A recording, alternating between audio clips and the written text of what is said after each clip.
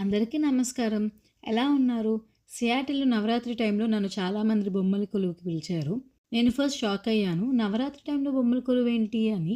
ఎందుకంటే మేము సంక్రాంతిలో పెట్టుకుంటాము. మీరు బొమ్మల కొలువు ఏ టైంలో పెడతారో నా కామెంట్ సెక్షన్‌లో అయితే చెప్పేయండి. బొమ్మల కొలువు అంటే బొమ్మలనే కాకుండా ఇలా కలశాన్ని కూడా పెట్టుకొని కలశారాధన చేస్తారు. అమ్మవారిని కూడా పెట్టుకొని అమ్మవారికి పూజలు, హారతులు, నైవేద్యం కూడా పెడతారు. అసలు ఈ బొమ్మల కొలువు మనకెందుకు స్టార్ట్ అయింది? ఎప్పుడు స్టార్ట్ అయిందో అయితే స్టోరీ చెప్తాను. పురాణాల ప్రకారం దుర్గాదేవి దుష్ట శక్తులతో పోరాటం చేస్తున్నప్పుడు మిగతా దేవతలు వాళ్ళ శక్తులు కొన్ని అంశాలను ఇలా బొమ్మల్లాగా సృష్టించారు. ఆ బొమ్మలు దుర్గాదేవికి సహాయం చేశాయట. ఆ పోరాటం తర్వాత దుర్గాదేవి విజయాన్ని గుర్తించడానికి ఇలా మనం బొమ్మల కొలువు పెట్టే సాంప్రదాయాన్ని స్టార్ట్ చేశామట. బొమ్మల కొలువులో బొమ్మల్ని పాదాల్లాగా పెడతారు. పాదాలంటే ఏం లేదు, ఇక్కడ కనబడుతున్నట్టు స్టెప్స్ లాగా. కింద పాదాలు మామూలుగా మనిషి యొక్క నార్మల్ లైఫ్ ని ఉద్దేశిస్తూ చూపిస్తారట. మధ్య పాదాలేమో మానవుని యొక్క గుణాలను చూపిస్తారట.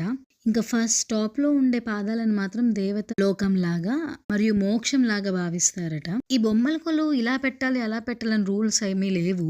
మనలో ఉన్న క్రియేటివిటీని బట్టి మనం ఎలా అయినా ఈ బొమ్మల కొలువుని పెట్టుకోవచ్చు.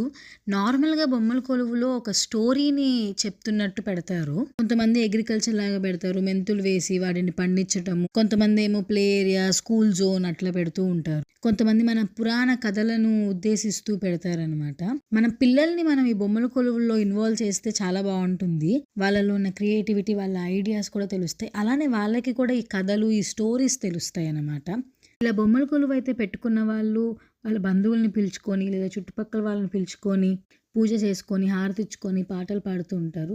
అలా ఒక గెట్ టుగెదర్ లాగా కూడా బాగుంటుందన్నమాట. మనకి గుడిలో గోపురం స్టెప్ బై స్టెప్స్ ఉన్నట్టు ఇక్కడ కూడా స్టెప్ బై స్టెప్ పెడతారనమాట.